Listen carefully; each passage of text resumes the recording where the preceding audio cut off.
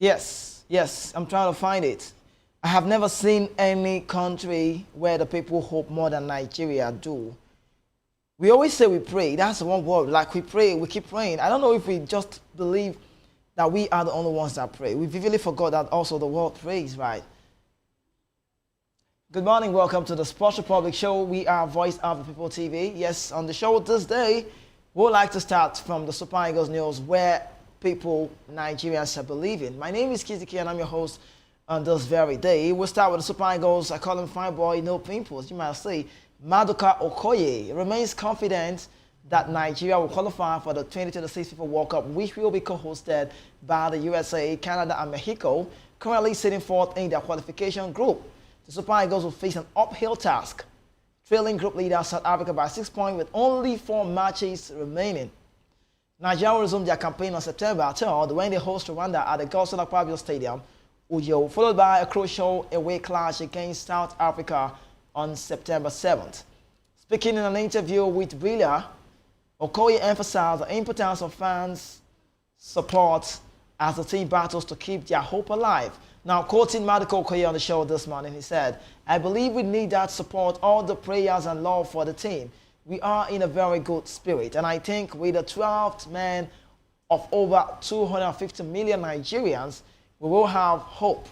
We will bounce back together in September, and we will have a team to qualify for the World Cup.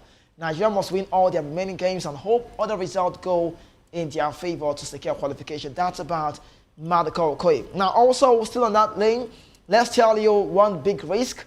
9 Super Eagles players risk suspension ahead of the South African clash.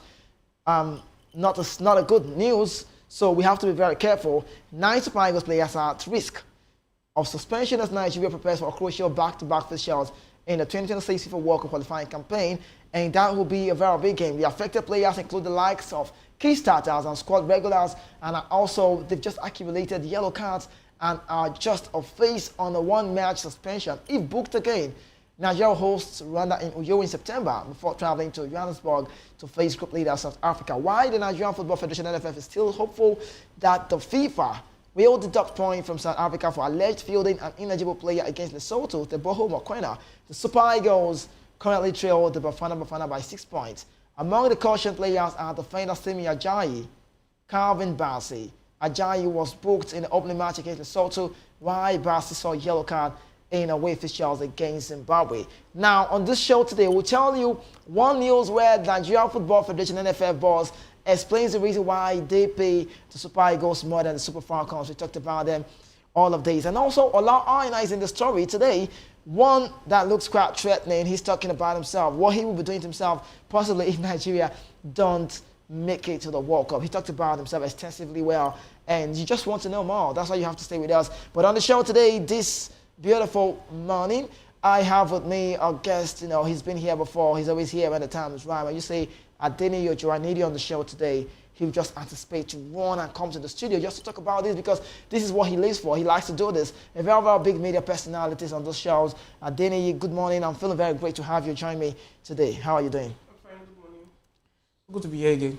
Yes, so good to be here. Good to see you as well. You're looking like a Western player today with your jersey.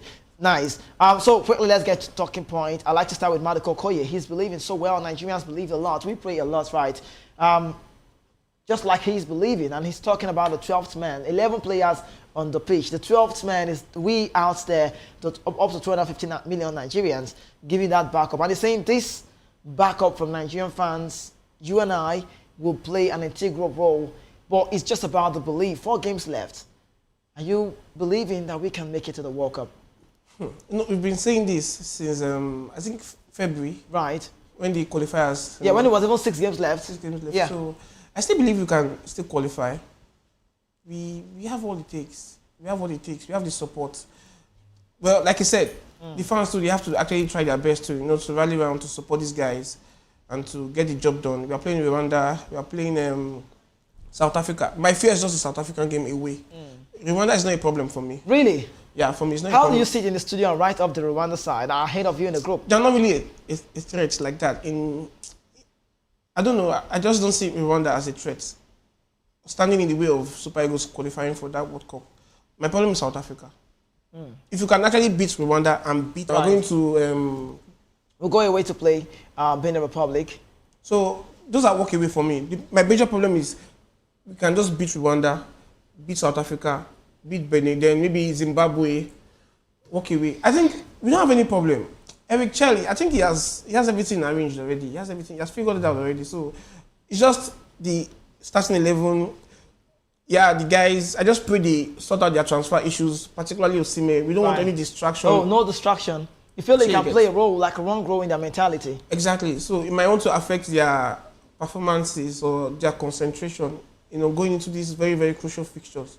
So I believe we have everything, at our disposal to qualify. There should be no excuse. Okay, so let me ask you this one, because you played the game as well. How do a manager go on to play a very crucial game because he needs the result when key players, like you rightly said, now all up in your head, you've written up the Rwanda game, you believe Nigeria gets the result. Now, during the Nigerian game against Rwanda, we should get the results. Yeah. So if you're going to play South Africa, well, if you lose to Rwanda, there's no need to play South Africa for me. It's done. So it's a must win. Now you have accumulated players, like about 9 of them who are on a yellow card streak. Possibly. Now, if you happen to be the manager, how do you restrict a squad? Because we've got quality team, right? How do you restrict your team and merge these guys and talk to them? Because I watched the FIFA Club World Cup. I was seeing a game where Moise Caicedo had a yellow card. And then he was up for another one. In the final, that had the high intensity of Paris Saint-Germain, Fabian Ruiz, Vitinha, and also John Neves. And the coach kept his faith, took off some players, took off Hernandez, who got injured, and left him. So, Eric Chelle, I don't know if he has the mindset of Maresca. I'm just saying. How do you go from here, if you happen to be a coach, to merge your team, play against your runner side, just so they don't affect, or so they don't get yellow card, not to play the bigger game that you think we must win? First and foremost, you see, that's why I want to give credit to Eric Chelle when it comes to rotation of this squad. Right. Because now he's trying to okay, if I'm actually having a suspended player here, okay, what's the best option I can get to actually replace this person? You understand? So, okay, we have very key players that are actually booked, and they are, they might be suspended if they get booked again. So I think he has rotated this squad. He has given everybody opportunity to actually come and showcase what they've got and what they can actually give to the team. So I don't think it's a problem for us going into these crucial fixtures. I don't think it's a problem. If any player gets booked, they are, we have a lot of players that are actually, ready and available, to actually, put on the jersey and, Okay, so while you believe in, I'm going to hold you on that. Let's talk about the sponsorship deal. You would recall Lagos City and beyond when we talked about the Nigerian Football Federation, and also related to the Super Falcons, and where the players rightly said they are not well treated, they are not well taken care of. The sponsorship deal, the high talks about the Super Eagles is far different from the Falcons. But I must tell you, I'm saying congratulations to the 9-time African champions. They will play in Zambia come Friday, and I believe that they will get that result right. It's a very scary game because I saw the Morocco-Zambia game, the WAFCON ongoing 2024-5, how it went, and I was like, the Zambians are very strong. But they should be the underdogs when you play against the Falcons. But let's talk about the reason why Super Eagles get paid, get higher money, any way you want to talk about it, than the Super Falcons, regarding the fact that we, the male category, are 3 times African champions. But you don't want to compare to a side that happens to be 9-time African champions, talking about the WAFCON side, talking about the Super Falcons side. Justin Madugo, the manager from Round the Wildrum, getting on this job, not really sure at this point, but because they believe in themselves, they got quality team, their backline is strong. Deminahin, O'Harley, Alozie Mitchell, Ashley Plumter, Ayinde, Abiodun, Eshegini, like you watch them play on Nomono, Asita Shola, Agbabola, the caller, Rashida Lachibade. Those players still no pain. I keep calling the names because that's how good they are. But the story this morning out is that the Nigerian Football Federation president addressed the pay disparity between the Super Eagles and the Super Falcons. Ibrahim Musakuzal, the NFL president, has explained why they pay the Nigerian Super Eagles more than the Super Falcons. I know you want to know. The subject of pay disparity in sports has been a contentious topic globally. During the interview with Guzal at the ongoing WAFCON, journalist Osasu Bayuwana localized the global issue. I'm liking Osasu. Shout out to you, Osasu, for doing this very good job. Now, Guzal explained the pay disparity. The Super Falcons have won 9 Cup of Nations to their male, counterparts. 3, given that incredible disparity in the level of success of the Nigerian women national team compared to the men's, Guzal was asked why the men are paid more. And he explained that the Super Eagles were the main draw for sponsorship. However, he added that they ensure to pay the Falcons fairly. I like to say so you understand. He added that they ensure to pay the Falcons fairly. So I don't want to say not fully, but fairly. So to a certain level, like not 100%. Now, in his words again, talk about the NFF president, he said, when you go to sponsors, the first thing they ask you is, how are the Super Eagles performing? That's where the money is. That's where the money is, he said. And the moment we have a problem with them, we are gone. And for now, as it is, it's going to be very difficult to have a pay parity between the Super Eagles and the Super Falcons. He said, we will try to see that they have the type of welfare that they deserve. The difference is not much. The argument about sponsorship seems to answer the question until one considers that Nigerian government pays the allowances and bonuses, a fact Osasu ensure to highlight. But Guzaro explained that the government does not pay everything and that they sometimes have to augment it with sponsorship deal. In his words, he said, it's not everything that is taken care of by the government. Some of these things come from sponsorship money. We have to see what we can raise from our own funds to pay their daily allowances at the ongoing WAFCON. Do you understand it? Ongoing WAFCON where we play against Zambia on Friday, he said we can raise sometimes from our own funds to pay their daily allowances. That's the team that played for our countryside, and I'm wondering, where are we going from here? Now, meanwhile, he also explained that why the Super Falcons have been training in old jerseys rather than recently used the Nike, the Nike jerseys. Now that's a new outfit. Some like to use the word Nike, some call Nike, what is Nike? Revealing that they had problems with the Moroccan customs. So the reason why, let's ever say it so people know, the reason why you don't say the Falcons to that very new jersey is not because of the NFF talk, it's not because of something so bad, outrageous or whatever. It's just because we are having issues, they are having issues with the Moroccan custom, and that doesn't stop us from playing. Not be just see the play, but our result will be fine. You don't understand the matter. So if not just see the look now, we're not going to play that match. See the result they give people. It might be small, like Tunisia was a high margin, right? He hits all the super sub, amazing player at the time. Then let me keep that aside. We played against Botswana. It was a 1-0. Madugo Justin made that change, and this lady, Ihezo, who plays a trade in Mexico side, Mexico you could call it, came in and changed the game. She's more like a super sub in the team.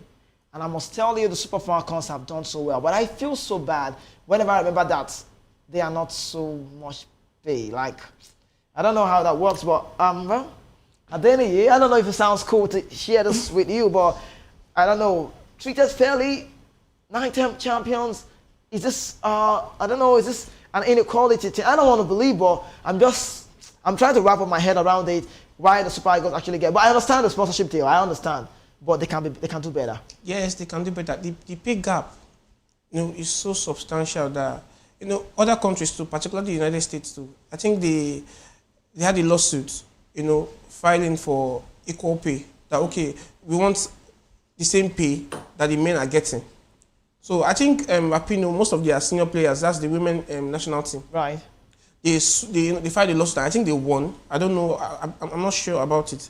But I think NFF should do better with the Super Falcons. They should treat them better. There was a report 2 weeks ago about them washing their jerseys or something. Yeah. Man, I know they're not treated that way. No. And the thing about sport is, yes, you can say sponsorship. The level of, how would I call it? Let's say views or sponsorship that maybe the men they have, you cannot compare it to women, but you can say it is growing gradually. Right. And on the football side, they are exposed to the same danger. Exactly. They have basically the same injuries. It's not more like a different thing, I guess. It's not like, okay, maybe some are playing in the moon, some are playing somewhere. They are still playing on the same turf. Mm-hmm. So, and they are exposed to the same injuries. They are exposed to the same, they're playing under the same temperature. So I don't know why we pay, if you look at the highest paid female athletes or football player, right, in Super Falcons and maybe in Super Eagles, maybe match bonuses, it is too wide. Yeah, the difference is so much. They should try and just kind of trim it. In my own opinion, they can trim it. But okay, they can trim it. You don't sound like it can be equal. I don't think it can be equal for now. Okay. They can agitate for maybe better pay with time. So that's maybe the word fairly. Fairly, they should just kind of trim it or like reduce the gap because it's too wide now. Because they're exposed to the same hamstring injuries, ACLs, you know, groins, and the rest of them. And for me, it's not fair. If someone is collecting maybe $10,000 match bonus for Super Eagles, and maybe I'm playing for Super Falcons, I'm a female, and I'm getting $2,000, it's not actually fair, Kizzy. Because I'm exposed to the same danger that you're exposed to. And they are both honoring the nation. You understand? So I believe Super Eagles just try and maybe, if they are paying the guys 10,000, the females too, they should get at least 8,000. It's still fair. Right. They should not give them 5,000. No, in today's world, at least they can say that female sports, women that naturally they don't really like watch football like that. When it comes to women, like everybody's like, oh, I want to go and watch football. I want to go and watch football. Girls are playing, even when we're in school too. When girls are actually playing football, you see that everybody will actually turn out because it's fun to watch. You know, it's more entertaining. But is that actually demoralizing their own perspective? I'm just saying because of course. So let's quickly say this for those who are just joining us. I'm going to reiterate to what you said. So I'm asking, what's the question? What was the thing you're talking about? Now, what he was saying at that point was, we heard the story. Michelle Alozie, who plays a trade in the United States of A, one time talked about when she returned to the national team and said, I'm done playing. Where's the laundry? She's not used to Nigerian football facility, just how it works. You know, sometimes our things are odd. Truth be told, we don't really do a lot of things right. I'm telling you, in our football world, our sports world generally, that's why we're just down the pecking order. We're not going higher. We should be aiming for the best. We might not be there like we want to be, but we can be better. Now, this lady, Michelle Alozie, rightly said something. She said a word, and she said, I was asking the question, my clothes were dirty, my jerseys were, because it's normal, like when you're done playing, you don't want to wear it again, like it's a sponsored jersey, right? So you get something else for yourself. And she said, I went to the laundry, and I'm like, okay, this is my jersey, okay, just my jersey. I think she was actually saying they should wash because she already knows it's not going to be a change of jersey. And they told her, Alozie, are you okay? You want soap? And she was like, what? You want me to wash it myself? So she couldn't believe. And she kept this to herself a long time, but not until Asita Doshola, the lady, they call her Babola, started talking about how they are treated, how they're not treated fairly. And some of them talked about the way the deals go on when there's a Super Falcons game, friendly matches, the Continental Tournament is not so hyped, like PR in quotes. You know, they don't have that PR high talk. But when it happens to be the Super Eagles, it's always everywhere. Now, the one that got on me was, I see that the captain, what's her name? Rashida Ajibade, who was playing, who did a lot with Atletico Madrid, the feminine side. She said a lot, and she said, the worst of all is that they always give us one physiotherapy. Bro, let's think about it. Now, one person gets to massage all of the ladies. It means he can't touch all of the ladies. He can't really touch all of the ladies, like, if you know what I mean. So how do you go from there? So it means that sometimes some just play, get injured, some fatigue, and they go on to play again. And the problem is, I saw a study 2 years ago that, you know, ACL now, your ACL, cruciate ligament, right? That women are more prone to ACL than men. And you can see the intensity of football. You know, it's now, you know, it's about speed, physicality, right, you know, strength, name it. So one of the things that you see female football that, if you see this current tournament that is going on now, the WAFCON, you can see how physical it is. Unlike 5-10 years ago, it's not too physical. It's now, you know, when women are playing now, you get, but now it's not very physical. And they said women are now prone to ACL than men. So I believe they should be taken care of. Honestly speaking, it's not actually fair. In my own opinion, Kizzy, NFF should do more when it comes to, you know, paying them, you know, their health care, you know, insurance too, and again to post their career. Some of them they're not, because they're not well paid. I don't know how they fare, how they. No, I mean, they have club sides that give them treatment, well deserved. Even in the club side too, you cannot compare the way they pay Ronaldo to when you pay. But they are very okay. They felt very well, like at club level. I don't say that's even talking. She has a side. I heard she's a nurse. So outside football, she's in the hospital. She's working. I don't know about our skipper Ajibade. I don't know what she does. She does outside football. So this is why they are agitating for better pay. And I think NFF should look into this. I think I understand their plight. Actually, the plight is that we've done more than the male, our counterparts. We are representing Nigeria. So the word is not Niger and Nigeria. It's like Nigeria. So left for me at any Yojo, if you ask me, I just feel like if the pay is fair, they won't be talking. This thing you are saying is the same thing the United States women's team too. They said they're actually performing better than the male, than the men. Right. So Rapinoe and That's true, Alex Morgan, it took the case to CAS. Yeah. They actually filed a lawsuit in the US that since we're actually representing United States soccer team globally, because when it comes to female football, everybody knows that it is either US or Brazil. Right. So like, okay, the men are not actually doing well. We are the face of soccer in America. Give us better pay. I think that's why the Nigerian national team, the women's national team, when it comes to the Super Falcons, they're actually saying the same thing too. And for me, they are right because they are doing better than the men. That's just a fact. Yes, the boys, the men, they are doing better. They are doing well. But for me, I just believe that they should just be treated fairly. They should be treated better.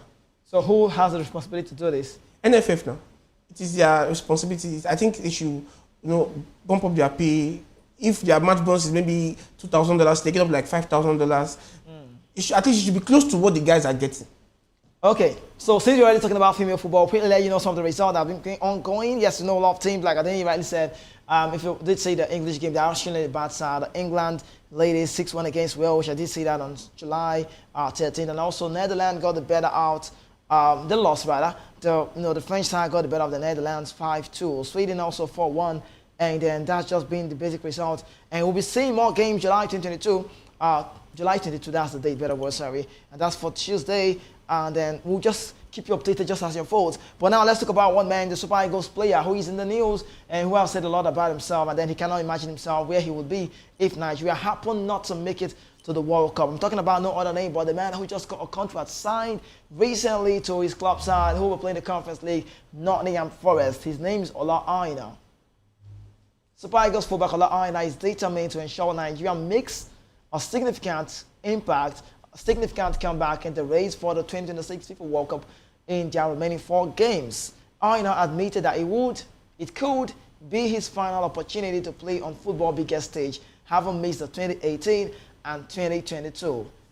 The edition, he was not part. Now, the 28-year-old who has featured in 3 African Cup of Nations tournaments for Nigeria, 2019, 2021, 2023, is yet to make an appearance at the World Cup. I told you, majority of these players in Eric Chelsea, they don't know what a World Cup looks like. He was included in Nigerian provisional 30-man squad for the 2018 tournament in Russia, but failed to make the final list. He was dropped. But in an exclusive interview with 90s Baby Show, Ola Aina voiced out his World Cup ambitions, expressing how much the upcoming tournament in Canada, Mexico, and the United States means to him. He said, in 2018, I wasn't selected. I was supposed to go, but the manager didn't pick me. You understand? You might be good, but it's about time. So I'm going to come back to Ola Aina, but when you see teams doing well, don't bother. Your time should come. That's how it works in life. Paris Saint-Germain are the best team in the world, champions of Europe, but until Chelsea got the result better of them. So Chelsea happens to be the best team in the world now because there's a difference in the FIFA Club World Cup and the European scene. So when you have football generally, the World Cup comes first. Then at club level, we used to have the Champions League, but there's this new format. Chelsea saw 2021 that won it with the old format with James was the only player who saw that. And bringing it to this level again, Chelsea won it. So when you see a Copa, the rest of Enzo Fernandez, just clap for them because they have a gold at their badge. That will be lasting. They will be the face of football for the next 4 years. So anything that has to do with world is big. It's not Europe. PSG are champions of Europe. Champions of the world. That's what Chelsea they are called. Now, Ola Aina can attest. He knows what it is for a player. You know what? For a player to play this game and not being part of the World Cup, I'm just thinking about myself. If you're on this job and you're not getting an award to yourself, then it doesn't work for me. You just have to work hard, get more of the awards. So we see them. Shout out to those awards gotten. But I must say this again. Now, he said, we didn't qualify for the 2026, and I'm putting all my energies into it. And he said, I need to, because if not, my World Cup dream is over. He's feeling like, see, I think this is what we want to see. Now, we want to see that change of mentality, because he's having a different mentality. See, I can't recall the last I saw a Nigerian saying this in this current set of boys. I tell you, I don't know if they know. Victor Osimhen, it will be a very bad one. All of the games here, blah, blah, blah, blah, blah, Osimhen. And you, World Cup is a big one. Now, he said, I would be too old. I don't know, please hear. He said, I will be too old. It's in the States. That's what they call America. And I need to be there. Nigeria hopes of qualifying for the 26th World Cup are currently hanging in the balance. The Super Eagles are 4th in their qualifying group with 7 points from 6 matches, trailing Rwanda, who Adeni has written up all of a sudden, and Benin Republic by 2 points and sitting 6 points behind group leader South Africa. But despite that uphill task, all in all believes he's very confident. He remains so optimistic in the team's ability to turn things around and seal a World Cup spot. He said a word that struck me. He said, there are 4 games left and we need to win it all. I think we can do it, though our team has the quality. It depends on other results. But we don't want to be doing that. Just go there and win. Super Eagles will resume their qualifying campaign on September 1 with a must-win game against Rwanda. A challenger fixture against South Africa follows on September 8 before they take on Lesotho and Benin on October 6 and 13 respectively. Adeni, I want to talk about this quickly. He has come to the terms, he has come to agreement that he wants to be at the World Cup. Now, this mentality is top-notch for me. If every of the players, you know, sometimes I always say this, I know there's a body that governs the game. I know there's a manager that makes the lineup and the rest of that, but this is not about playing for the manager. This is about playing for yourself and for Nigeria. Personally, you carry the matter for head like antenna. You carry it for head like dandruff. You kind of like get away your head because you know what it takes to be at the World Cup. If you're not playing, like, I don't know how it would look personally for a line. Nigeria might not win the World Cup. We might not even win it, I know. But having the feel of that World Cup is exceptional. No, there's no player, playing at that kind of level that will want to miss such tournaments. Yeah. Sure you get. So I understand. Is just say fears or concern? Anyone goes for me. Because now I think it's 28 now. By the next World Cup, it will be 2030 Saudi Arabia. He says it's gonna be old. So I don't think this is his last shot, at representing Nigeria on that big stage. So yes, but to them now, the ball is in their court. They have to give it. Morocco. They have to give it, their all. Yeah. When they're playing Rwanda, I think Rwanda is the first game. Yeah, Rwanda first. So they have to give it their best. They have to run, chase, bite.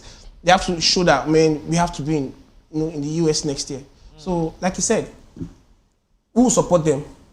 We'll rally behind them, we'll give them all the support that they need, but they should not disappoint us. Right.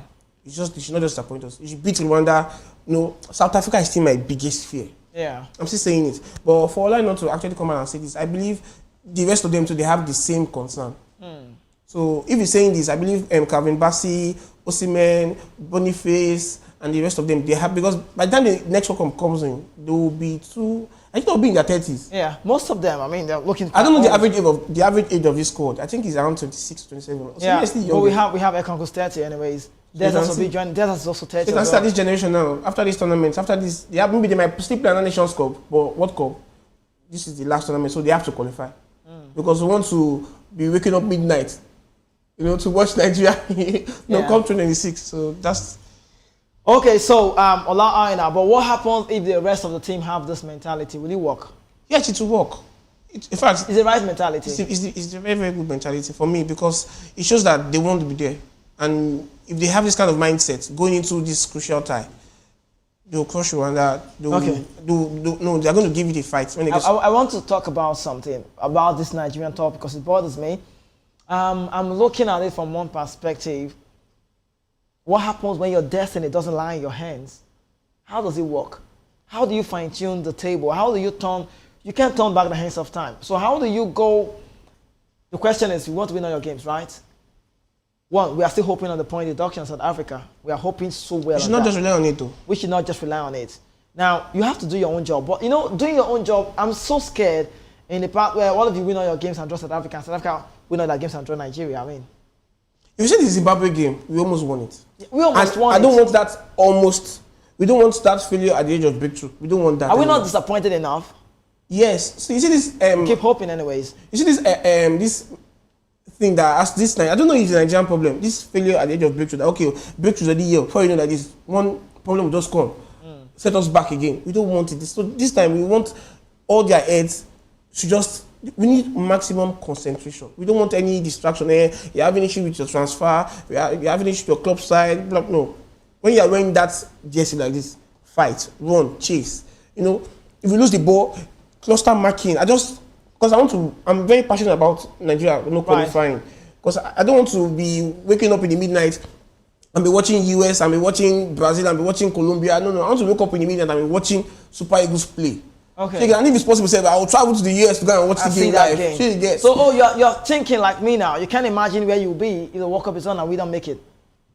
It's going to be painful. It's going to be painful. Because I want to travel. I want to travel to the US and actually see that game See live. that game live. Oh, So and I want to actually wear my Nigerian jersey and like, now I'm wearing West Ham jersey, so I want to wear Nigerian jersey and like, I'll be shouting and see myself on the big screen like, yes, as a Nigerian, and that looks like a dream for you. For me, yeah. Okay, you're planning for it. So you are hoping Nigeria makes it to the World Cup. And if we don't, you will never go. I'll still be there. You'll still be there. All right, that's about Adeni Ojo. But quickly, Lagos, we need to go on the break. When we return, the show continue. But we'll tell you something. There's a news about one ex-international who is about to be, I don't want to use the word, but I would like to tell you the bad one. In the past 5 or thereabout or 4 months, yes, we've lost Super Eagles, Green Eagles, anyway you want to talk about, we've lost like 4 people to deaths, and that's a bad one. One thing I never wish my enemy sometimes is like the ICU. Have you been to an ICU before, intensive care unit? Sometimes you don't want to go there because if you see what's going on there, that you know sometimes you have to say yes all the time. Thank God for that. But we go on a break and we return. The show continues. We tell them more about every of these things on the show. Don't go anywhere. Please stay with us. My name is Kizzy K. I want to jump.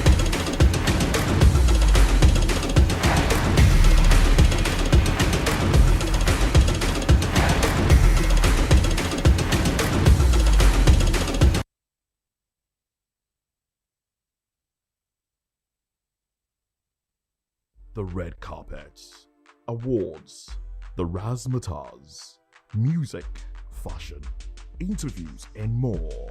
Spotlight on Voice of the People Television. Let's feed you with all the juicy stories in the global entertainment space, bringing you the glitz and glamour as it is hot. Stay tuned to Spotlight, 1 p.m. Monday to Friday. Spotlight on VOP TV. Entertainment like never before.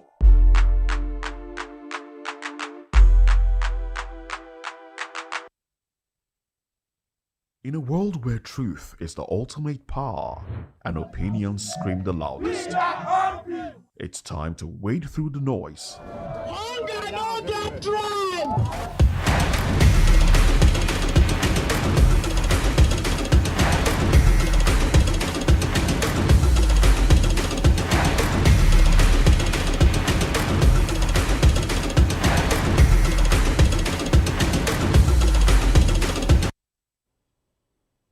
Yes, welcome back. Yes, I can say that I like that advert that started by you screaming and you're saying, I want to say you call it chairman. Like, it sounds very, very, when you hear that kind of advert, you begin like, what does it pay for? Well, just what it is. Yes, welcome back. We are still on the show today. This is, the Sports Republic show. My name is Kizzy K, and I have Adeni Ojo having a chit chat with me, and we get back to talking away. It's not about the time to call it chairman or call any of the names on there. This is just seriously based on business and how it works for me. Can I tell you something? There's a news now, and I'm asking questions. Can we see Nigerian players who play to trade abroad? Let me ask this question, Adeni. Can a Nigerian club buy a player who plays abroad? That's a lot of money. What's their budget? No, serious, that's a lot of money. Wait, you mean it's not possible? It's possible, but that's a lot of money. I don't know if you have the kind of... Who would want to come down all the way from whatever club in Europe to come and play for Nigeria? Number one, sponsorship. Number one, do the clubs have the kind of financial weight to get loans from banks? Because I'm talking about, this is not a Naira-based transaction. No. This is like, this is in dollars or in euros or in pounds. Yeah. So if you want to actually buy a player, let's say at least £500, $500,000. You don't think we have that money? You have to go and source for a loan. Even Galatasaray said that they don't buy Osimhen. They are going to banks to collect loan. And they are still begging Napoli to actually even collect 40,000 as initial deposit. Yeah. Then we'll now spread the balance. And they are saying no. And they are saying no, that they want give at least 50 million. So I don't think the Nigerian club has that kind of financial weight too. It's a lot of money. So okay, but would you like to see that happen? If that ever happens, I mean our league is developed. The South Africans gone that are even developed. I'm not sure they've put that kind of weight. But they have some. Okay, let's even look at it. But they have some. We don't have. We used to have that one. And anytime Nigeria does things like this, either it's political. I remember Ifeanyi Ubah back then. Was he Gabros? I think Gabros. Ifeanyi Ubah. Name change later on. They had some players from Brazil coming to Nigeria to play, but I looked at the Nigerian league and I'm seeing just Olayenka, Obinna, or there's no lot of names like we don't even have those. See, the Mamelodi Sundowns team, South African side, they have Ribeiro, There's another name again. One they have I think a Colombian and also a Brazilian in their team. You think, Kizzy, you think Like twice. Kizzy, so you're I saying saw that you're saying so they that have like 2 players from the Brazil side. you're saying that Access Bank or GTB will give, let me say, Rangers 500 million, or let me say 2 billion, because if you convert the money, if you do the exchange rate, if you do the conversion, so you're saying that okay, GTB will now give Rangers, I don't know, maybe 500 million or maybe 1 billion naira to go and buy one player. Look at it now. What is even the worth of the club? What is the worth of the club? What's their net worth? Okay. So I don't think it's possible. It's not possible. It's possible. It's not feasible. It's not feasible. You can't place it. I can't place it. Anybody that's coming from Europe down to Nigeria to come and play for maybe person is like maybe old, like them are going back to Santos to play, and it's not just for money, just for okay, I'm going back home to my boyhood club. I don't think you want to go and sign a player maybe playing in England, or maybe even anybody playing in Uzbekistan safe will not want to come to Nigeria. They're collecting euros. Wait, let me get it right. Do we have the money or not? The money is there. Oh, we have the money. The money is there. Okay. But I'm not sure if banks. Is it bank about banks? Yes, now what is their capital base? That's the first thing. Before you actually go and source for loan, how much do you have? How much? What's your turnover? How much are you making? How much is going out? How much is coming in? Sure, you get before banks will ask, okay, let us give you 500 million, maybe 1 billion to actually buy one player.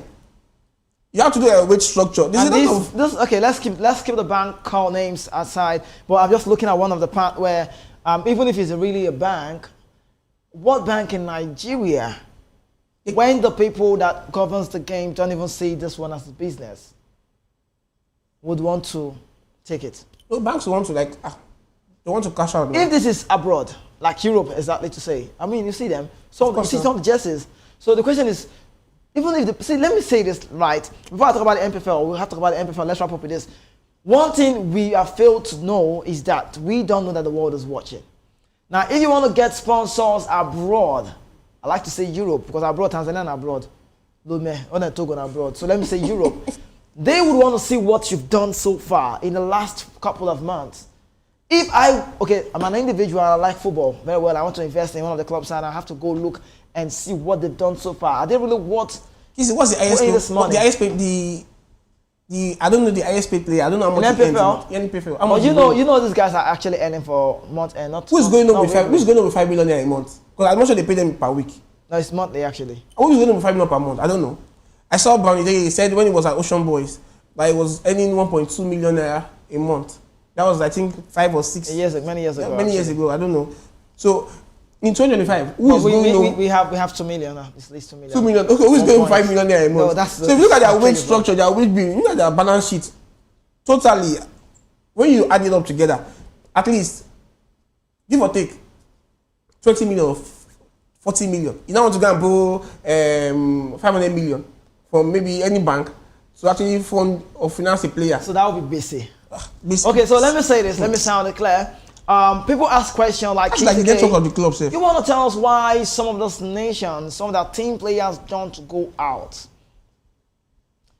I must give reference and I must give kudos before we talk about the man you have on your screen, John Ogo, who is on the news. Rivers United are in talks with Super Eagles veteran. But before we talk about John Ogo, I'd like to say this. Shout out to every North African teams. I'm going to ask you the simple question.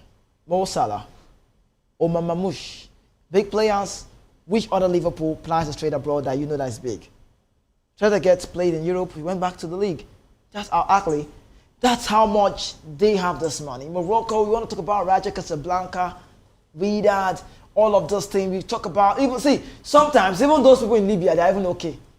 That's for you to see how big this can go. They don't travel a lot. The Egyptians don't travel. When you play against the Egyptian team, and that's what I think the South Africans are trying to concate now.